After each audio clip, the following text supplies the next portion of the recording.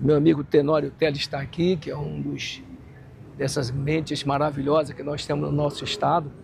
E ele está aqui, ele sentado aqui na frente do Boots Line. Qual é a sensação que a gente tem, caboclo da terra, de ver um patrimônio desse destruído e agora vai se tentar recuperar? Qual é o sentimento, Tenório? Eduardo, é um sentimento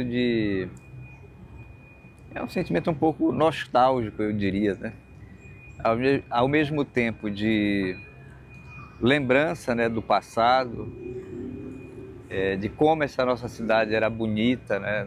Como a nossa arquitetura, o nosso patrimônio era tão belo, né? E por conta da falta de compreensão, de entendimento, nós perdemos muito, né, da nossa cidade, né? Perdemos muito da história, né, da vida desses prédios, da vida da própria cidade, né?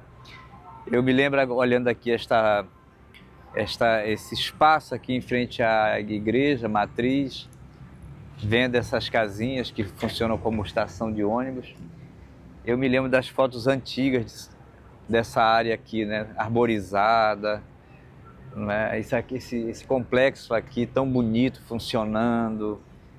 E hoje a gente vê essa coisa um pouco caótica, feia, né? Mal cuidada, né? Então, é um descuido, né? A nossa raiz não prepara o futuro para o conhecimento da sua cidade.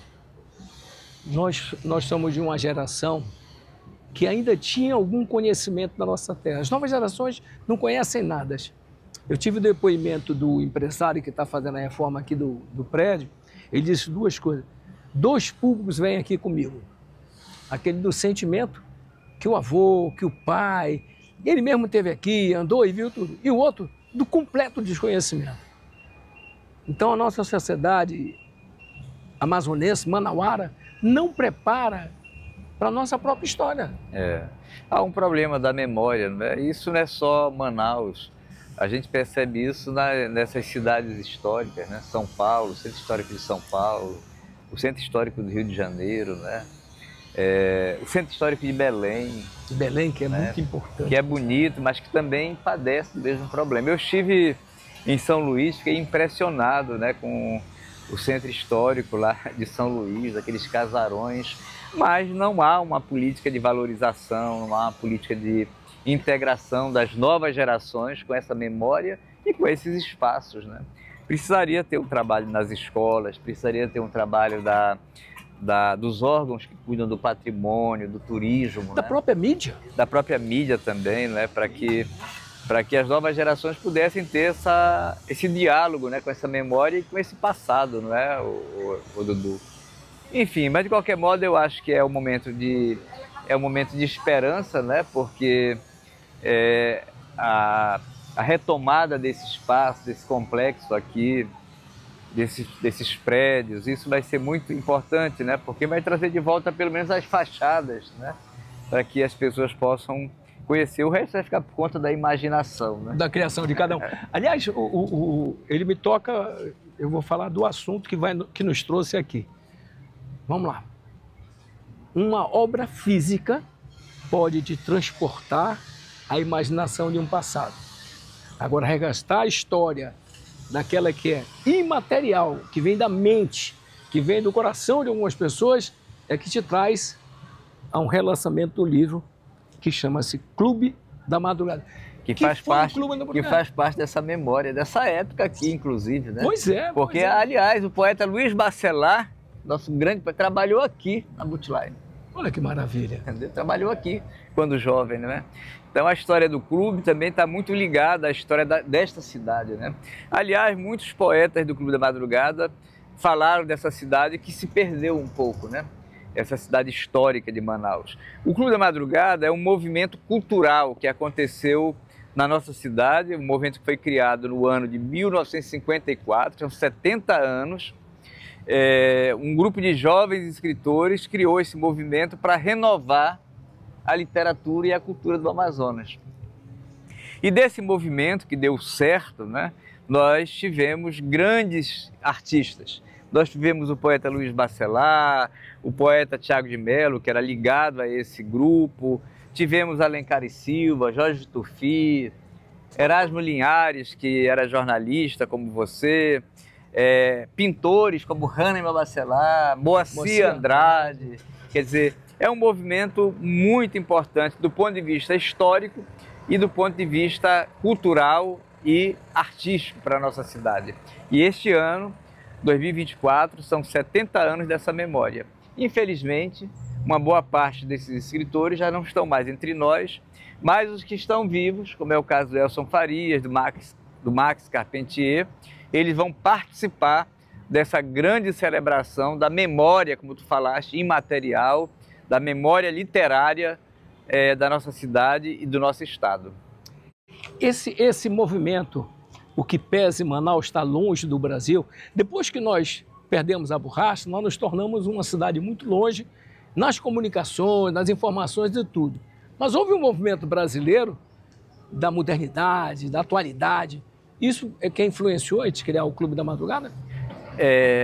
Teve um movimento que aconteceu em São Paulo, em 1922, chamado de Semana de Arte Moderna. Foi a criação da Semana de Arte Moderna em 22 no Teatro Municipal de São Paulo, né? Também um grupo de jovens que criou esse movimento lá, que deu origem ao modernismo no Brasil, a arte moderna no Brasil. Tudo que pensamos hoje sobre o Brasil, sobre a realidade, a cultura, até a política, tem relação com a fundação da Semana de Arte Moderna em São Paulo. Esse movimento foi fundado pelo Mário de Andrade, Oswald de Andrade, Vila Lobos, grandes figuras da cultura brasileira na época, todos jovens, 20 e poucos anos. Inclusive, o Mário de Andrade esteve em 1927 aqui onde nós estamos. Ele passeou por aqui. Ele visitou Manaus em 1927. Fez palestra lá no Cine Politeama. Muito bem. Então, essa semana de 22 teve um grande impacto no Brasil e os jovens das mais diversas regiões, inclusive aqui do Amazonas, de Manaus, eles, influenciados um pouco por esse espírito de mudança, eles tomaram a iniciativa de criar um movimento que também fosse de renovação. Então, o Clube da Madrugada, de certo modo, ele representa aquilo que a Semana de Arte Moderna representou para o Brasil. O Clube da Madrugada representa para o Amazonas um movimento de renovação, de mudança, de criação de uma nova mentalidade cultural sobre a nossa terra. Por isso que esse movimento é muito importante e por isso que o mês de novembro é importante culturalmente para o Amazonas. Tenório, tem uma coisa que eu acho muito interessante e você vai me explicar porque eu sou apenas um curioso, né? Não houve necessidade de criar um prédio. Eles escolheram uma árvore em um determinado lugar e disseram, aqui é a nossa sede. Qual foi o significado disso, se você conseguiu compreender? Olha, o Clube da Madrugada, essa intenção de não ter sede, eu penso que tem relação com aquele espírito da juventude libertário, né? Aquele espírito de, não ter limites. De insubmissão institucional. Porque na hora que você cria uma instituição, um prédio, um lugar, estatutos, você termina, de alguma maneira, estimulando a ambição, aqueles desejos de poder. O cara quer ser o presidente, o cara quer mandar, o cara quer ser o senhor. Eu sou o presidente, eu sou o dono de todo mundo aqui. Eu sou o dono desse prédio, eu sou o dono desse órgão, né, dessa entidade, enfim. Então eles diziam que a sede do clube era as estrelas, o céu e o universo. E se reuniam lá na Praça Heliodoro Balbi, mais conhecida como Praça da Polícia, em frente ao antigo quartel da Polícia Militar, que hoje é o Palacete Provincial, onde funciona um setor de artes aqui. Ali em frente tem uma árvore, um mulateiro. E eles reuniam ali, faziam lançamentos, debates, discussões e tudo. Então, era um movimento que tinha uma certa informalidade. E eu acredito... Por si só, só em não ter uma sede já não é informal. Porque era assim, olha só qual era o sentido. Aqui não vai ter um lugar, um prédio. Nós é que somos importantes. Os escritores é que são importantes, as obras é que são importantes, as ideias é que são importantes, entendeu?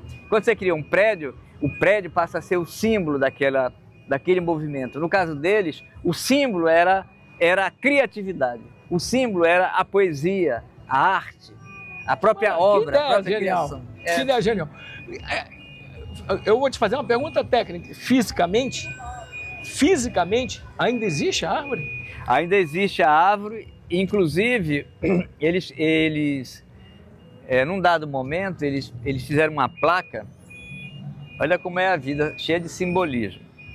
Eles pegaram uma placa de bronze e colocaram aqui. Aqui se criou o Clube da Madrugada, era madrugada do dia 22 de novembro e fez. Pregaram assim no tronco da árvore. Olha o que aconteceu. Essa árvore foi crescendo, o tronco foi crescendo, e a placa que foi colocada ali naquele tronco, ela foi sendo comida pela árvore, a casca ali, o tronco foi envolvendo, e hoje essa placa está dentro da árvore. Que maravilha! Olha que história louca, deixa eu fazer o seguinte, né? A gente vai fazer um intervalo para a gente voltar em seguida, mas a pergunta que fica era exatamente esse.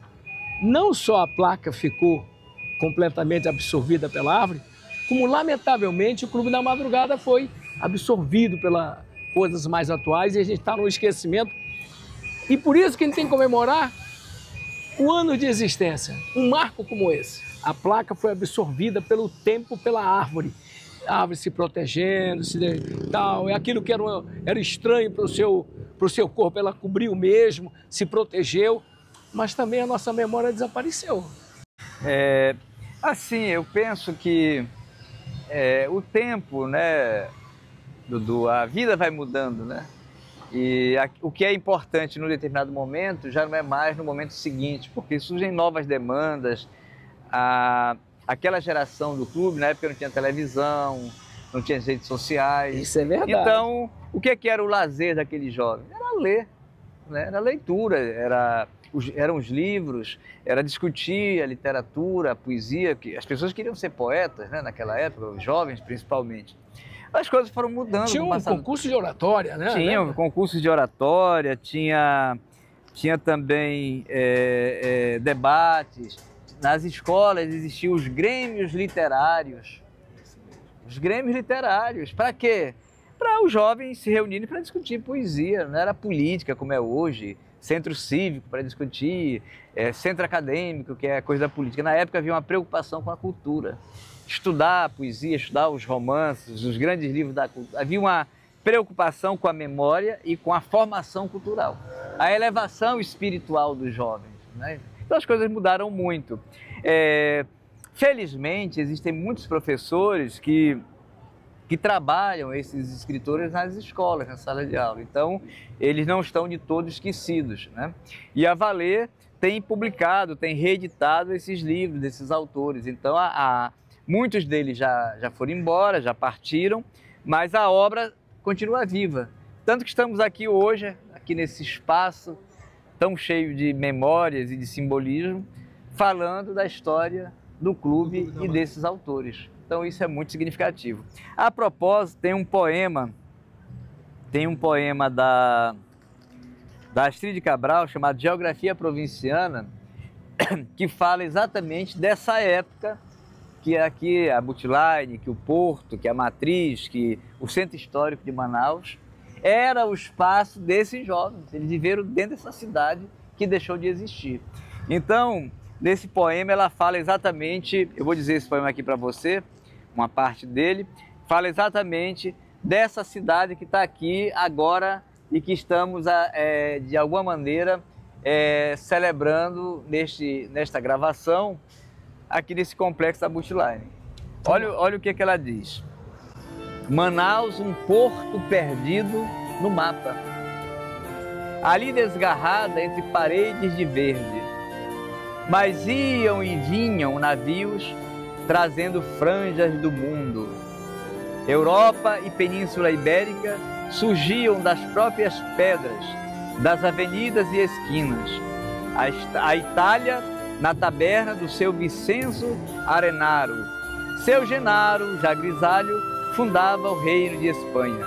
Seu Carvalho, o português, vendia bolos e broas. A França era ali, na Madame Marie. E um fugitivo das Guianas testemunhava a Ilha do Diabo. O mundo estava em Manaus, Manaus estava no mundo. Então, você vê a beleza desse poema, né? Fala exatamente dessa cidade que você conheceu na sua infância. Com certeza, e você tem essa mensagem que está sendo passada. Como é que vai ser essa solenidade dos 70 anos?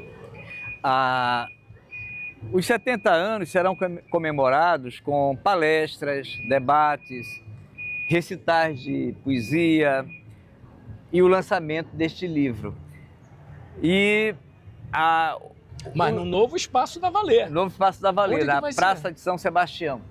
Vai ser um teatro? Vai ser, auditório? Não, vai ser um prédio que foi reformado, onde vai funcionar a livraria. E vai ter um espaço lá de reuniões, de debates. E junto com a livraria é um complexo. Vai ter também galeria de artes, um café, onde as pessoas vão poder conversar. Vai ter até um restaurante também, onde as pessoas vão poder ir para lá, para comer e para, evidentemente, comprar os livros, né? Então, começa no dia 20, 21 e 22, teremos essa grande celebração comemorativa aos 70 anos do clube. E vamos ter, eu penso que um aspecto muito importante, vamos ter a presença de 2 escritores importantes que estão vivos ainda, na faixa dos seus 80 anos, e que vão participar da festa, vão falar dessa memória, dessa história e vão recitar seus poemas.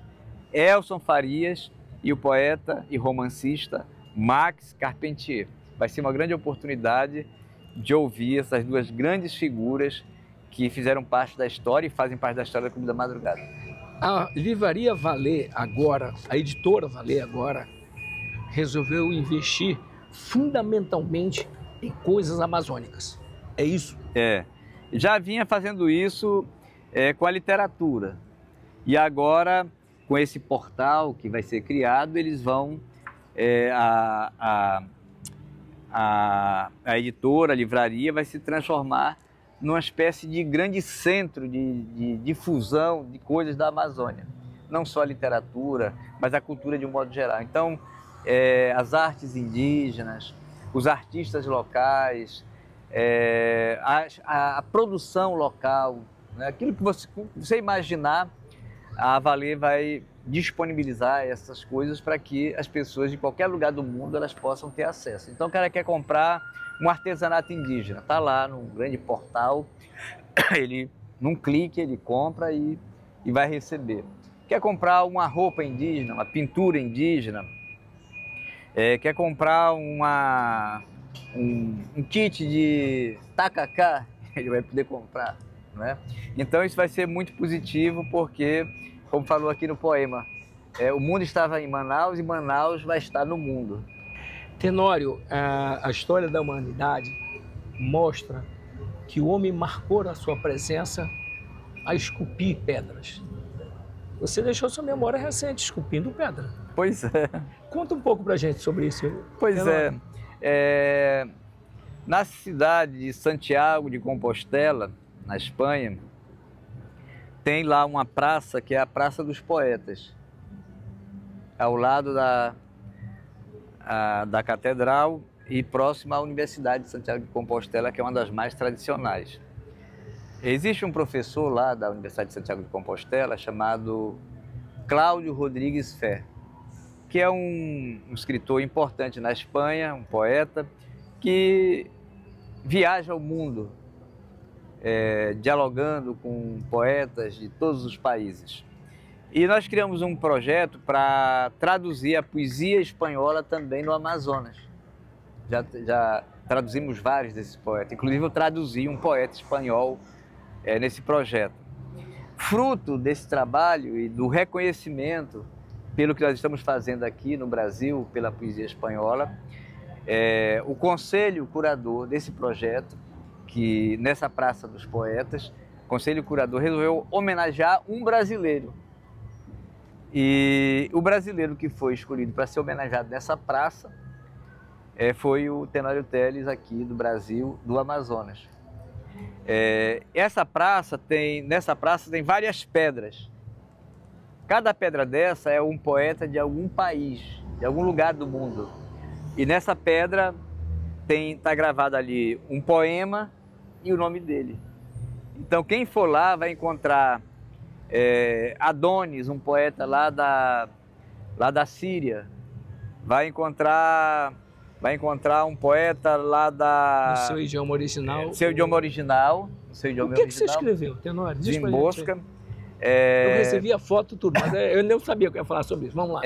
Então lá está um pequeno poema que eu escrevi, que fala, esse poema fala da criação, né? Então é mais ou menos assim o poema. Manhã clara, pássaros brancos esgrimam com os ventos. Aí você botou o nome e a origem. Aí tá lá, eles pegaram esse poema, escreveram na pedra e colocaram o meu nome embaixo, Tenório Teles. Mas localizou de onde você veio? É do Brasil, no caso. Porque não tem a cidade nem o município? Pô, você é uma cidade maravilhosa. Mas no museu que tem lá, porque tem um museu, uma memória dessa praça, lá tá falando quem é Tenório Teles. Então as pessoas sabem quem é. Então é a Praça dos Poetas lá em Santiago de Compostela. Então eu fiquei muito alegre assim, porque não é você, né? É a nossa terra que está lá, né? Inclusive eu recebi, Tenório, é você, inclusive, Dudu, Tenório. eu recebi um dia desses, tem mais de 2 semanas, recebi uma mensagem de uma pessoa aqui do Amazonas. Que esteve lá e viu. Olha só, ele mandou uma foto da mãe dele olhando a minha pedra. Eu não entendi nada, né? Ele disse, olha onde é que nós estamos. Aí tinha lá a mãe dele, que ele estava em família, olhando a pedra, e eu digo, mas é a minha pedra. Ela disse, nós estamos aqui, viemos ver a tua pedra aqui em Santiago de Compostela. Eu digo, pô, que legal. Beleza, Tenório, obrigado pela tua presença, como sempre, muito agradável conversar contigo. Você está todo mundo convidado para poder participar desse evento, é muito importante, porque a nossa memória precisa ser mantida viva. Tenório falou uma coisa muito certa. Enquanto eles estavam fazendo poesia, eu estava correndo pelas ruas, ouvindo, e porque eu estudava no colégio estadual, a gente tinha quase que a obrigação social de ver isso. Mas é o seguinte, esta e outras histórias você encontra sempre aqui no Amazonsat. Por hoje é só, mas amanhã tem mais.